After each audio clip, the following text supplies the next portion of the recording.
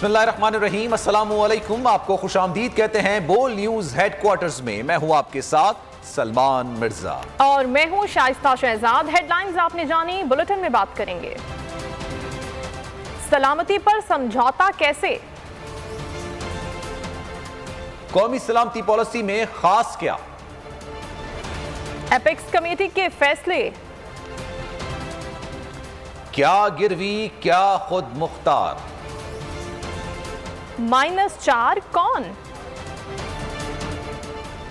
हुकूमत तब्दील हो रही है, मुज़ाकरात और एहतजाज साथ साथ, कोरोना में फेस्टिवल और भारतीय सुरमा रो रो हारे। इन सब खबरों को शामिल करेंगे, लेकिन बुलेटिन के आगाज में सबसे पहले बात वजीर आजम इमरान खान की, जिन्होंने इस बात का एतराफ किया है कि IMF के पास जाने से मुल्क की सिक्योरिटी मुतासिर होती है। तकरीब से खिताब के दौरान इमरान खान कहते हैं, हमें IMF की शराइत मानना पड़ती हैं। जो शराइत मानते हैं मजबूरन उसका बोझ अवाम पर डालना पड़ता है। ये हमारी मजबूरी है, क्योंकि आखिर में हमारी मदद करने वाला सिर्फ IMF ही रह जाता है, जो हमें सबसे सस्ते कर्ज दे देता है। अगर आपको हर थोड़े वक्त के बाद IMF जाना पड़े तो आपकी सिक्योरिटी मुतासिर होती है। मुल्क की मईशत कमजोर होगी तो दिफा भी कमजोर होगा। IMF के पास इसलिए जाते हैं कि आप मजबूर हैं, जो सबसे सस्ते कर्जे देता है आपको, तो आपकी मजबूरी हो जाती है। लेकिन उनकी आपको शराइत माननी पड़ती है, और जब आप शराइत उनकी जब मानते हैं तो फिर आपका कहीं ना कहीं आपकी सिक्योरिटी कॉम्प्रोमाइज़ होती है। सिक्योरिटी मीनिंग कि आपके लोगों के ऊपर आपको बोझ डालना पड़ता है। अगर आपकी इकोनॉमी सही नहीं है तो आप अपने आप को सिक्योर देर तक कर ही नहीं सकते। कि हर थोड़ी देर के बाद आपको IMF के पास जाना पड़ता है, इसका मतलब आपकी सिक्योरिटी मुतासर होगी। और उसकी वजह क्या है कि कभी भी एक कोऑर्डिनेटेड नेशनल सिक्योरिटी का हमारा कॉन्सेप्ट नहीं आया। सिक्योरिटी की बड़ी डायमेंशंस हैं। अब हमारी सारी कोशिश है कि जो हमारी सारी गवर्नमेंट है, पब्लिक है, वो सब एक डायरेक्शन में जाए। कश्मीर बदस्तूर पाकिस्तान की कौमी सलामती के लिए अहम तरीन है। भारत के साथ अमन के ख़वां और मसला कश्मीर का हल ताल्लुकात का मरकजी नुक्ता रहेगा। कौमी सलामती पॉलिसी का इजरा कर दिया गया। पॉलिसी में यह वाज़ेह किया गया है कि भारत में हिंदुत्वा सियासत शदीद तशवीशनाक और पाकिस्तान की सिक्योरिटी पर असरअंदाज है। अगर दुश्मन ने ताकत का इस्तेमाल किया तो पाकिस्तान की जुग्राफियाई सरहदों का हर कीमत पर तहफ़्फ़ुज़ किया जाएगा। हुकूमत और अस्करी क़यादत का पुख्ता अज़्म। कौमी सलामती पॉलिसी के इजरा की तकरीब वज़ीर आज़म, वफाकी काबीना के अरकान और मुसल्लह अफ़वाज के सरबराहान ने शिरकत की। पॉलिसी में यह वाज़ेह किया गया कि दुश्मन की जानिब से ताकत के इस्तेमाल के मुमकिन ख़तरात मौजूद हैं। जंग हुई तो पाकिस्तान की जुग्राफियाई सरहदों का हर कीमत पर तहफ़्फ़ुज़ किया जाएगा। मुल्क की दिफा के लिए कम से कम जौहरी सलाहियत को बरकरार रखा जाएगा। कौमी सलामती में कहा गया कि खुद इन्हिसारी पॉलिसी के तहत दिफा के लिए जदीद दिफाई टेक्नोलॉजी हासिल की जाएगी। इत्तलात, साइबर और डेटा सिक्योरिटी तरजीह है। निगरानी के लिए भी इस्तेदाद बढ़ाई जाएगी।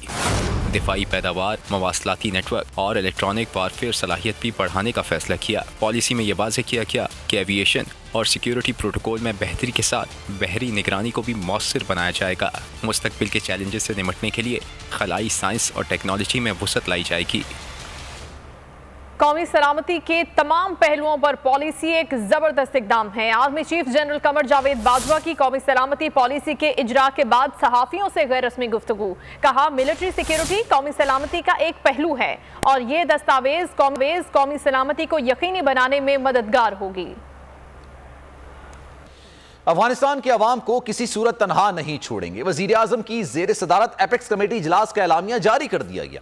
एलामिया के मुताबिक अफगानिस्तान में बिगड़ती हुई इंसानी सूरत हाल पर तशवीश का इजहार करते हुए इमरान खान ने कहा कि आलमी बरादरी अफगानिस्तान की माली मदद करे। अफगानिस्तान में तालीम याफ्ता और तरबियत याफ्ता अफरादी क़ुव्वत मेडिकल, IT, फाइनेंस और अकाउंट्स के शोबों में मदद करें। पाकिस्तान अपनी ज़रूरत के वक्त अफगानों को तनहा नहीं छोड़ेगा। आर्मी बरादरी और इमदादी इदारे अफगानिस्तान को इमदाद फराहम करें। इजलास से कबल वज़ीर आज़म और आर्मी चीफ की 1-on-1 मुलाकात हुई, जिसमें मुल्क की सिक्योरिटी समेत अफगानिस्तान की सूरत हाल पर बातचीत की गई। मुलाकात में DG ISI general Nadeem Anjum भी शरीक थे। स्टेट बैंक बिल के जरिए मुल्क की खुद मुख्तारी गिरवी रख दी गई। IMF के पास जाना जुर्म नहीं बल्कि सरेंडर करना जुर्म है। नून लीगी रहनुमाओं की न्यूज कॉन्फ्रेंस। शाहिद खाकान अब्बासी ने कहा, रात के अंधेरे में बिल को बगैर बहस के मंजूर कराया गया। IMF 6 अरब डॉलर हमारे मुंह पर मारता है, देता नहीं। एहसन इकबाल बोले, स्टेट बैंक बिल को बुलडोज किया गया। हुकूमत फेल वजीरों का सर्कस है। एक वजीर अपनी वजारत में फेल हो जाए तो उसको उससे भी बड़ी वजारत मिल जाती है। अपनी मईशत की चाबी IMF और दीगर अदारों के हवाले कर रहे हैं। खास तौर पे स्टेट बैंक का बिल जो है ये पाकिस्तान के हक में नहीं है। बजट से हटकर पाकिस्तान के अवाम पर 700 अरब रुपए का बोझ डाला जा रहा हो, उस पर बहस भी अवाम में ना हो सकी। रात के अंधेरे में बिल पास कराया गया। उजरत क्या थी ये सब बताने से कासिर। अददी बर्तनी तो टेलीफोनों ने पूरी कर दी। ये हुकूमत हर लिहाज से मुआशी मैदान में फेलियर साबित हो चुकी है। IMF तो आपको कह रहा है कि बजट डेफिसिट को कम करो, जो मुस्लिम लीग नून 5.7% पे छोड़ के गई थी औसतन, जो ये 8% के ऊपर कर रहे हैं। बजट डेफिसिट को कम करो, तो कहीं आप अखराजात कम कर लेते। 180 अरब रुपए की किस्त लेने के लिए आपने 350 अरब रुपए 6 माह के ऊपर टैक्स लगा दिया, लेकिन आपने अखराजात कम नहीं करे। अमीर तरीन लोगों के रियल एस्टेट के प्रोजेक्ट्स को आपने एग्जेम्पशन दे दी। IMF आपको नहीं बोलती, लेकिन गरीब किसान अगर सनफ्लावर सीड खरीदता है तो IMF आपको डांट रही है। ये मेरी समझ से बाहर है। स्टेट बैंक को खुद मुख्तार बना दिया गया। शाहिद खाकान का क्या, वो तो पहले भी बड़े दावे करते रहे हैं। वजारत खजाना के तर्जुमान मुजम्मिल असलम साबिक वजीर आजम पर बरस पड़े। कहा, शाहिद खाकान शाहिद खाकान अब्बासी साहब कहते हैं कि जैसे ही हम आएंगे हम बजट को जो है रिवर्स कर देंगे। मेरा अपना ख्याल ये है कि ये इससे पहले भी बहुत सारे इन्होंने दावे किए थे। जब हमारी हुकूमत जो है मतलब आई थी, सेनेट के इलेक्शन हुए, कहते थे हम ये रिवर्स कर देंगे, वो कर देंगे। ये सिर्फ आवाम को बेवकूफ़ बनाने के लिए करते हैं। ये किस मुंह से बोल रहे हैं कि जो है हमें डिबेट नहीं करने दी। पहले या तो उधर अपने जो स्टैंडिंग कमेटी में जो लोग नॉमिनेट किए या तो उनसे रब्ता कर लें या उनसे पूछ लें, और उल्टा ये मशवरे दे रहे हैं कि हमारे इत्तेहादियों को कि ये कौम के साथ एक बहुत बड़ा जुल्म हो रहा है। इनके अपने पार्टी के लोगों ने स्टैंडिंग कमेटी में इसको अप्रूव किए और ऑब्जेक्शंस नहीं लगाए। -1 के बाद सियासत में अब -4 की बाज़गश्त है। 4 शरीफ कौमी सियासत से मुकम्मल आउट होने वाले हैं। वज़ीर दाखिला शेख रशीद ने पेशगोई कर दी, साथ ही ये कहकर हिंट भी दे दिया कि वो खवातीन का नाम नहीं लेते। बोले, नवाज शरीफ वतन आते हैं तो आए, नहीं आते तो ना आए, कोई फ़र्क नहीं पड़ता। शेख रशीद ने कहा कि शहबाज शरीफ नवाज शरीफ से ज़्यादा करप्ट हैं। IMF के पास जाना हुकूमत की मजबूरी थी। पिछली 2 हुकूमतों का बोया काट रहे हैं। अगले 3 से 4 महीनों में आवाम महंगाई में वाज़े कमी देखेंगे। 20वीं मरतबा कल गए हैं। शराइत ज़रा सख्त थी क्योंकि चोरों, डाकुओं, लुटेरों, कम ज़र्फ़ों, कम अक्लों और ज़हनी पस्ती के लुटेरों ने इतना खजाने को लूटा कि IMF की सख्त शराइत भी माननी पड़ी। कोई खुशी से IMF में नहीं जाता। शहबाज शरीफ जो है वो नवाज शरीफ से ज्यादा करप्ट है, और नवाज शरीफ साहब आना चाहते हैं आए, नहीं आना चाहते हैं ना आए।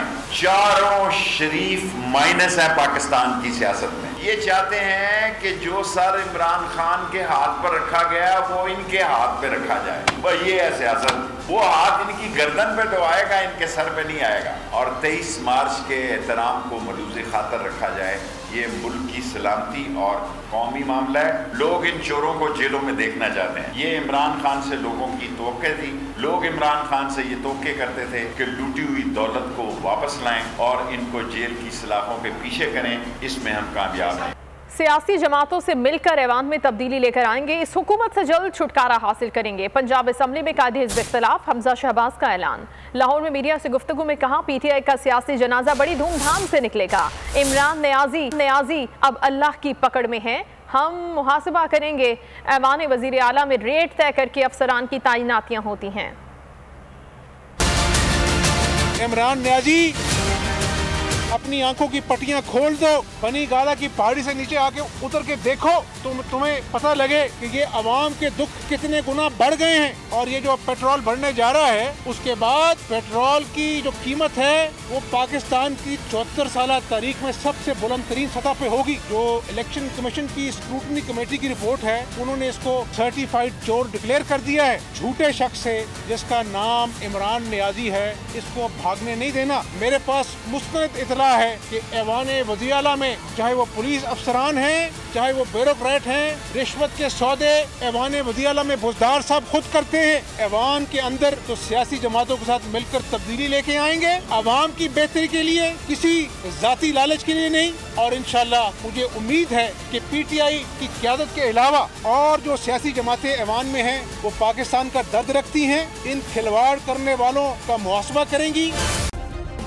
सब्सक्राइब करें और बेल दबाएं ताकि कोई खबर रह न जाए।